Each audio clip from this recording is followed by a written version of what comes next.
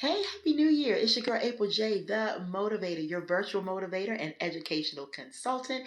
However, you are viewing this video, whether it's via Facebook or Instagram, hey. And if you are viewing this video via my YouTube channel and you haven't already done so, go ahead and subscribe. You'll find all things motivational, educational, some lifestyle things in there, probably some humor too, but it's all going to be there. So go ahead and subscribe. So, to my parents out there that have expressed an interest in homeschooling your child, you might want to take a listen to this video.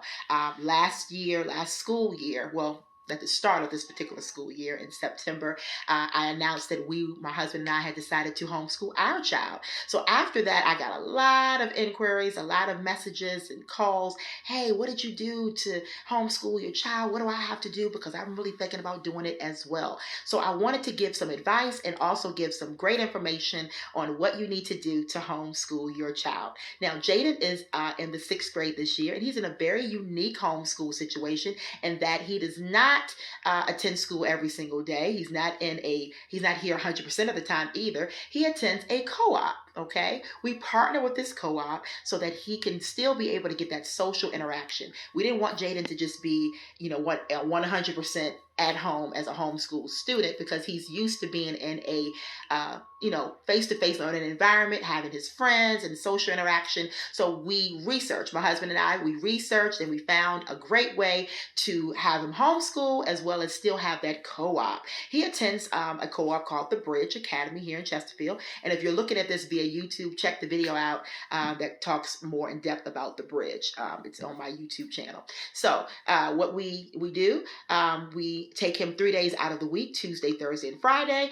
He meets with instructors and he attends math class, English, science, history, PE, life skills, and art. And one of my favorite classes that he attends is Bible. Our family's dynamic, most of you know, is Christianity.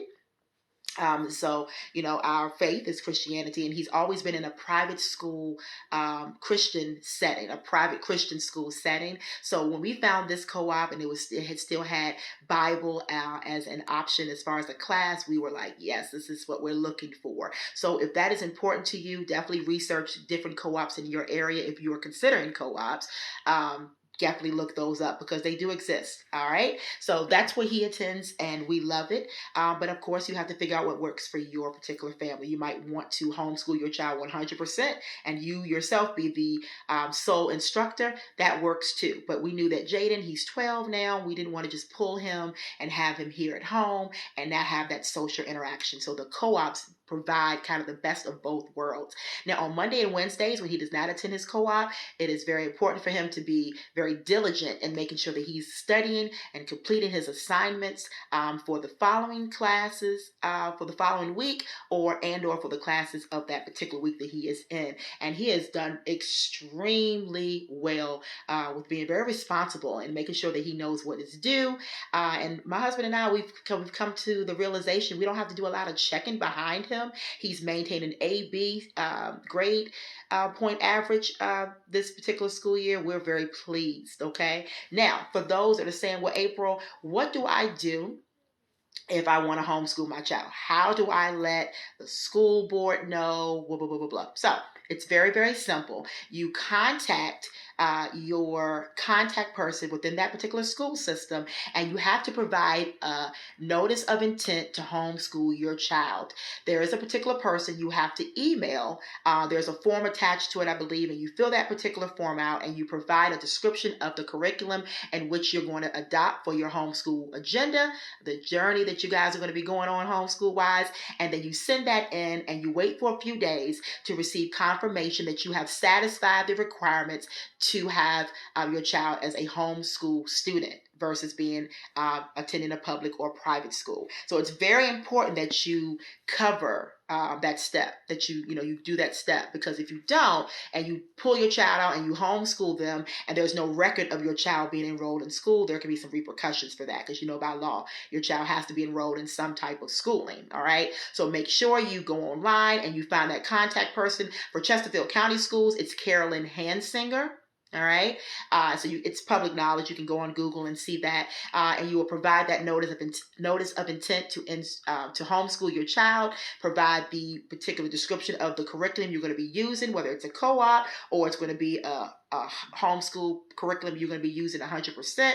You provide that as proof that your child will be somehow educated through the whatever curriculum you've chosen. You get the confirmation back. Make sure you save that. I have that saved several different ways on my desktop. I have it saved on a zip drive. I want to make sure that nothing comes up that says, hey, what was your child doing this particular school year? I'm covered. I have that confirmation from Ms. Hansinger that I have satisfied the requirements to consider Jaden as a homeschool student. You also can join as a parent. I strongly suggest you join HEAV if you're in Virginia. It's the Home Educators Association of Virginia. HEAV, HEAV as in Victor. I think it's heave.org. Go on that website. It's some great information, also some great resources as a homeschool parent, and it's great.